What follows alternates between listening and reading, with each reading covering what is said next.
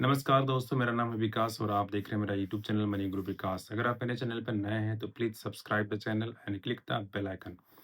तो चलिए आज हम शुरू करते हैं आज का टॉपिक। आज हम डिस्कस करने वाले हैं कि आपने अगर घर खरीदा हुआ है, राइट? तो आपको उसका जो ईएमआई है जल्दी से जल्दी पे करके ख़त्म कर देना चाहिए पूरे लोन को, या फिर मतलब जो है आपको आपके पास अगर पैसा बचता है, ईएमआई के अलावा अगर आपके पास कुछ सरप्लस कैश बच रहा है, अभी भी बच रहा है, होम लोन के बाद भी अगर आप ईएमआई देने के बाद भी अगर आपके पास अच्छा खासा सेविंग आप कर पा रहे हो, तो क्या आपको उसको दूसरे स्टॉक मार्केट में या म्यूचुअल फंड में या दूसरे एसेट्स में लाइक गोल्ड हो गया या अदर जो एसेट क्लासेस हैं उसमें इन्वेस्टमेंट करना चाहिए, या फिर अग्रेसिव तरीके से जो है उसको जो है होम लोन की ईएमआई को ही मतलब कि ज़्यादा से ज़्यादा ईएमआई दे दे करके होम लोन को जल्दी से जल्दी खत्म करना चाहिए, राइट?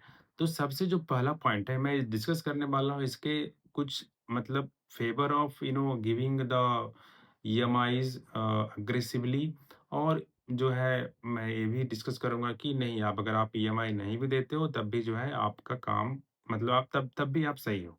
तो बहुत सारे लोग होंगे जो ये सोच रहे हो कि अरे मैं जल्दी से जल्दी लोन ख़त्म नहीं करना चाहता हूँ, मैं कहीं और इन्वेस्टमेंट करना चाहता हूँ।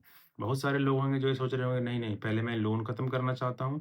तो ये वीडियो दोनों के लिए है, आप जो है कंप्लीट वीडियो देखिए, आपको इससे फ़ायदा होगा, राइट? तो चलिए सबसे पहले जो है कि अगर आप aggressive loan repayments essentially concentrates your wealth into a single physical asset, your home. अगर आप जो है बहुत अग्रेसिव तरीके से अगर आप लोन रीपेमेंट्स करते हैं, तो क्या होगा आपका बस एक ही एसेट तैयार हो रहा है और वो आपका होम है, राइट? तो इसका आपको ख़्याल रखना है, राइट? अगर आप जो है पैरेलली अगर आप कुछ दूसरा एसेट बिल्ड करते हैं लाइक म्यूचुअल फंड में इन्वेस्टमेंट करते हैं या स्टॉक मार्केट में इन्वेस्टमेंट करते हैं, राइट? या गोल्ड में करते हैं या और पैरेलली या फिर किसी और अदर एसेट क्लासेस में करते हैं, तो आपका पैरेलली जो है घर के अलावा, घर इज़ ए रियल एस्टेट, तो पैरेलली क्या होगा आपका एक अदर इन्वेस्टमेंट रियल एस्टेट के अलावा जो है एक इन्वेस्टमेंट जो है आपका खड़ा और होगा। नहीं तो क्या होगा, आप अग्रेसिव तरीके से रीपेमेंट करते जाओ, करते जाओ, करते जाओ, अल्टीमेटली आपके पास घर होगा, राइट? और इसका नुकसान है, मैं आगे के पार्ट में बताऊँगा क्या है। A diversified portfolio not only reduces the overall volatility of your net worth, volatility of your net worth आपको समझना है। आपके पास अगर 1 करोड़ है, 1 करोड़ का आपका नेट वर्थ है, जो कि आपका घर है, राइट? आपको कल को पैसे की ज़रूरत पड़ गई, तो क्या होगा? कल को आपको पैसे की ज़रूरत है तो आप क्या करोगे बताओ अभी, राइट? तो ये रिस्क है, राइट? तो डाइवर्सिफाइड पोर्टफोलियो अगर आप मतलब डाइवर्सिफिकेशन मतलब कि आप गोल्ड में कर रखे हो इन्वेस्टमेंट, या गोल्ड ईटीएफ ले रखे हो, या स्टॉक ईटीएफ ले रखे हो, या स्टॉक म्यूचुअल फंड में इक्विटी म्यूचुअल फंड ले रखे हो, राइट? या आप फिक्स एक फिक्स एफडी ही कर रखे हो, फिक्स्ड डिपॉज़िट ही कर रखे हो। मतलब ओवरऑल सिर्फ़ अगर आप घर पे ही नहीं ध्यान केंद्रित करके कहीं और भी अगर आपने इन्वेस्टमेंट कर रखा है, तो आपको बुरे समय में वो काम देगा, राइट? तो ये बहुत ज़रूरी है इसको करना। तो इसलिए अग्रेसिव तरीके से लोन रीपेमेंट्स करने की कोई ज़रूरत नहीं। जो लोग नहीं कर रहे हैं, तो वो बुरा नहीं कर रहे हैं, आप ठीक-ठाक ही कर रहे हो, राइट?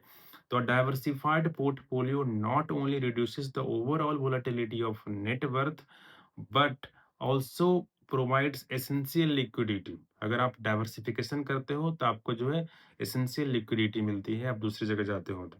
फॉर अनएक्सपेक्टेड इमरजेंसी और अपकमिंग फाइनेंशियल गोल, राइट? तो ये इसका आपको ध्यान रखना है। This flexibility is something a fully paid of home cannot offer. ये जो फ्लेक्सिबिलिटी है आपको तभी मिलता है जब आप डाइवर्सिफिकेशन करते हो, अपने इन्वेस्टमेंट का डाइवर्सिफिकेशन करते हो। घर जो है आपको इसको अगर रियल एस्टेट इन्वेस्टमेंट कंसिडर करते हो, तो आपका वो एक इन्वेस्टमेंट हुआ, और अगर उसको 5 साल और 10 साल और अगर आप अग्रेसिव तरीके से लोन रीपेमेंट्स पे अगर ध्यान केंद्रित करते हो, तो आपका समझ जाओ कि अभी तक आपका एक ही इन्वेस्टमेंट है, वो आपका घर है, रियल एस्टेट ही है, राइट? इसलिए डाइवर्सिफिकेशन करना बहुत ज़रूरी है।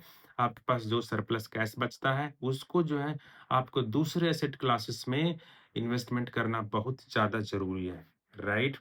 नेक्स्ट जो पॉइंट है, फ्रॉम ए प्योरली अगर मैथमेटिकल पॉइंट ऑफ व्यू से भी देखा जाए, तो आपका जो होम लोन का जो इंटरेस्ट रेट होता है लगभग 8 से 9% का होता है, राइट?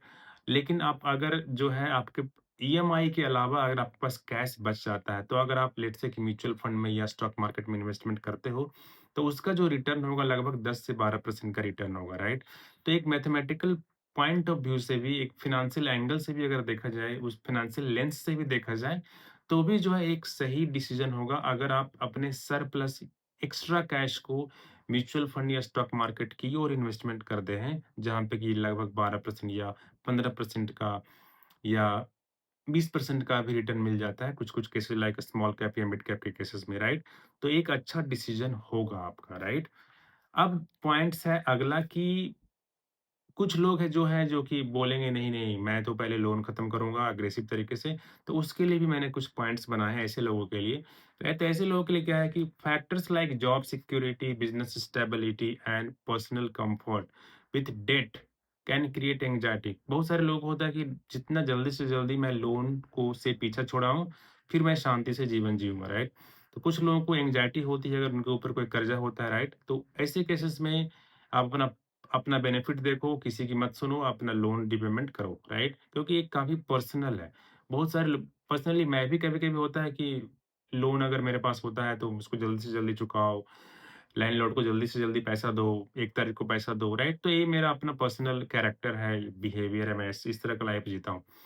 तो आप ये काफ़ी पर्सनल है, आप एक फाइनेंशियल एडवाइज़र से भी सलाह ले सकते हो, राइट? और ताकि आपको कॉन्फिडेंस और ज़्यादा आ जाए। दूसरा जो पॉइंट है when opting for a home loan with a floating interest rate, अगर आप फ्लोटिंग इंटरेस्ट रेट से अगर होम लोन अगर तय करते हो, तो जब आप पार्शियल रीपेमेंट्स करते हो, तब जो है आपको कोई पेनल्टी लगती नहीं है, right? These repayments immediately reduce the outstanding of your loan amount। आपका जो ये रीपेमेंट्स करते हो, अगर फ्लोटिंग इंटरेस्ट रेट आपने सेलेक्ट किया है और अगर आप रीपेमेंट करते हो, तो आपका जो है लोन अमाउंट जो है बहुत जल्दी रिड्यूस हो जाता है, राइट? और आपका जो इंटरेस्ट है वो भी रिड्यूस हो जाता है, right? Choice between loan repayment and investment is deeply personal. ये बहुत ज़्यादा पर्सनल है। इसमें आपके लिए बेटर क्या है, ये कहना मुश्किल है क्योंकि मैं आपको जानता नहीं हूँ, राइट? तो इसमें आप अपने बिहेवियर, आप किस तरह के आप आदमी हो, आपको अगर एंग्जायटी होता है लोन से, तो अपने लोन पे ध्यान दो। नहीं तो फिर जो है अगर आपको आपका जॉब जो है गवर्नमेंट जॉब अगर स्टेबल जॉब है, आपका मतलब कुछ प्राइवेट सेक्टर में जॉब करते हैं, राइट? तो उनकी जॉब में प्राइवेट सेक्टर के होने के कारण कुछ ना कुछ इनसिक्योरिटी हमेशा रहती है। तो ऐसे लोग अगर अग्रेसिव तरीके से इन्वेस्टमेंट करते हैं, तो फिर मैं उनके ऊपर छोड़ता हूँ कि वो क्या तय करेंगे, राइट? लेकिन हाँ, आपको जो है थोड़े-थोड़े पैसे करके आपको एक अदर पैरेलल एसेट बिल्ड करने पे भी ध्यान देना चाहिए, नहीं तो क्या होगा, ये बहुत दिक्कत हो सकती है क्योंकि इमरजेंसी फंड बिल्ड करना ज़रूरी है, कैश कुछ होना ज़रूरी है, राइट?